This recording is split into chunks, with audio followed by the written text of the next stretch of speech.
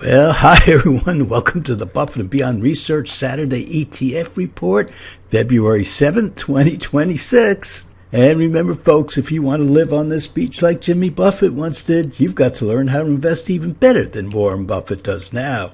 And boy, do we have some winners for you even after this horrible, horrible week. All right, let us look at year-to-date of our favorite ETFs.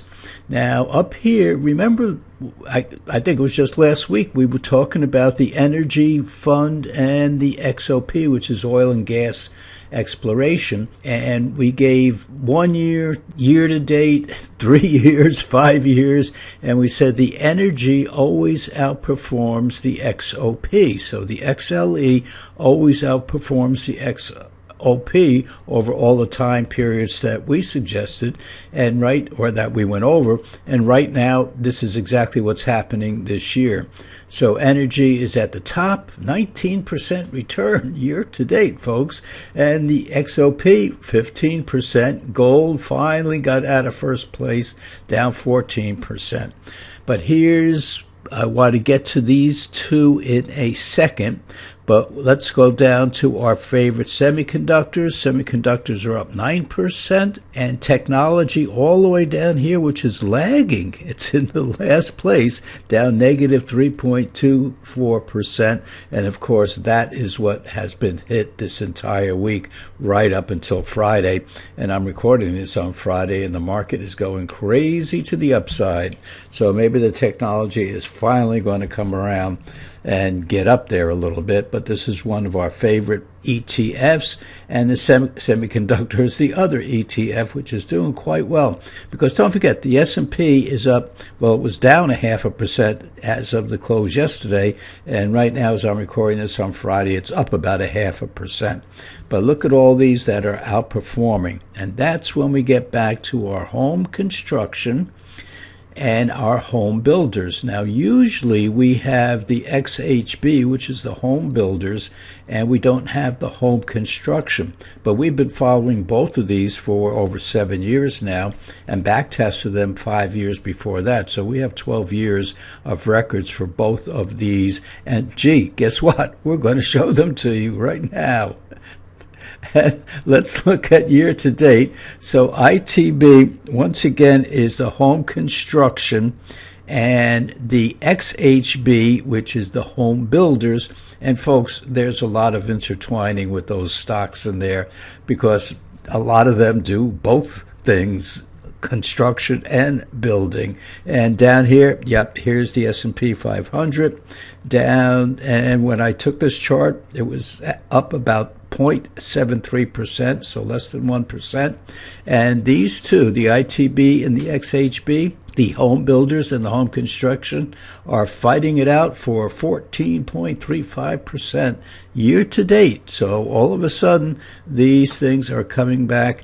And what really got us, okay, we had this big jump in here all of a sudden, leveled out, corrected, and then came back up. And now we are above this high from several weeks ago, and that's pretty important. So we think it'll stay there today.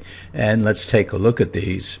Okay, now over 5 years, black line is the S&P 500, and we have the blue and the red line. Again, red is the home builders, and blue is home construction. And you can see they run neck for neck. So really doesn't matter which portfolio you have, except for one little thing that we're going to show you coming up.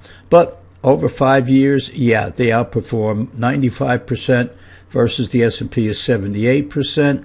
And right in here, the ITB, which is the construction, up 86%. So you're doing pretty good. But we want to see how our top stocks in these two ETFs have been performing. And this is going to knock your socks off.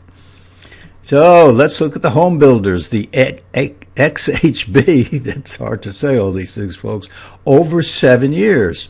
So here we have the S&P 500, and then we have it compounded. And then we have the XHB, which is the ETF itself, and compounded. And then we have the top stocks that we picked starting back in 2019, compounded. And I want to show you the big returns the home builders have had.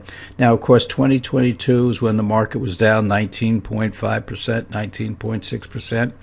The NASDAQ was down 34% during this time period. So that was pretty big. But the home builders didn't go down as far as the NASDAQ, and our top stocks did not go down any further than the whole index itself, the XHB ETF itself. But when the years that the XHB was positive, our top stocks were very positive, weren't they? Look at this. 48% in 2021, 67% for our top stocks. The only year it didn't outperform, the top stocks didn't outperform, was in 2023 when the market came roaring back. 58% for the ETF itself, 52.7% for our top stocks. But when you compound it, look at the difference. 470% for the top stocks versus 216%, and this is compounded, for the XHB, and 169% for the S&P 500.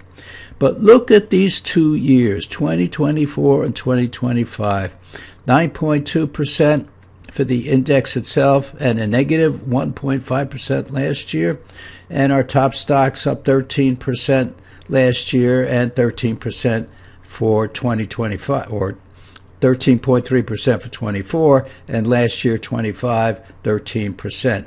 But even though these are nicer than the index itself or the ETF itself, look how much lower these returns have been other than 2002, these other years. I mean, these home building stocks really are doing fantastic until the past 2 years. Now let's go to home construction. And we see the same kind of thing, except in 2022, the home construction did not go down as much, or went down exactly as much as the S&P 500, but our top stocks went down 31.7%. But look when it came back in 2023, 89%. Wow, that's unbelievable. But again, here, 2024 and 2025, the ITV home construction, 1.6%, which is nothing, and then 2025 minus almost 7%. And our top stocks, negative 0.7% and a positive 0.3%. So in other words, in these 2 years, the index, the home building, the home construction did nothing, and our top stocks did something, but not much of anything. So that's what I wanted to show you. But look at these other years when home building and the economy goes good.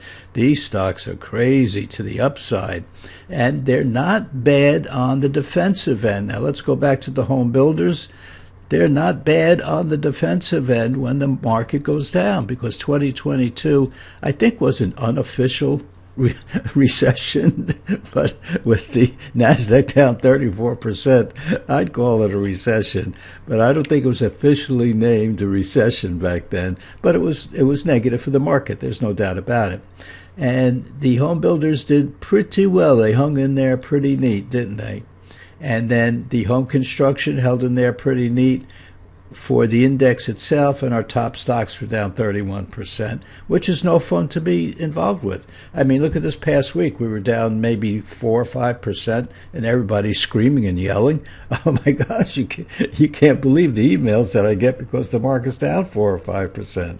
So we have to be careful what we look at. Yeah, it was down 4 or 5% this week, but from their highs, it was down, and it looks a lot worse than it is. Now, for those of you who are not subscribed to the ETF portfolio, what I'm going to show next to the ETF subscribers are the present stocks of the home construction and the home builders. And I want to point out something very, very important. We're going to make up a new portfolio here. But if you don't subscribe to the ETF, at least you know that the home construction and our top stocks have I mean, look at this, 253% for the index itself, or the ETF itself, versus 419 for our top stocks, and this is over 7 years.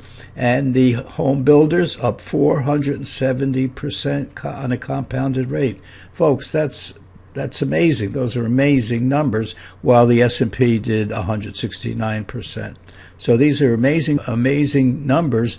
And when you're in the home builders, yeah, it's cyclical to a point, but boy, when they work, they really work a lot better than the S&P. So remember, go out this weekend. We're having a good Friday. Go out, take your mind off the market. Keep your mind on the sunrise. Keep your mind on the sunset. Your family, that's nice. Super Bowl Sunday coming up right around the corner, right? And folks, you just have a good time. Most of all, stay safe, and we'll see you right back here in a couple of days.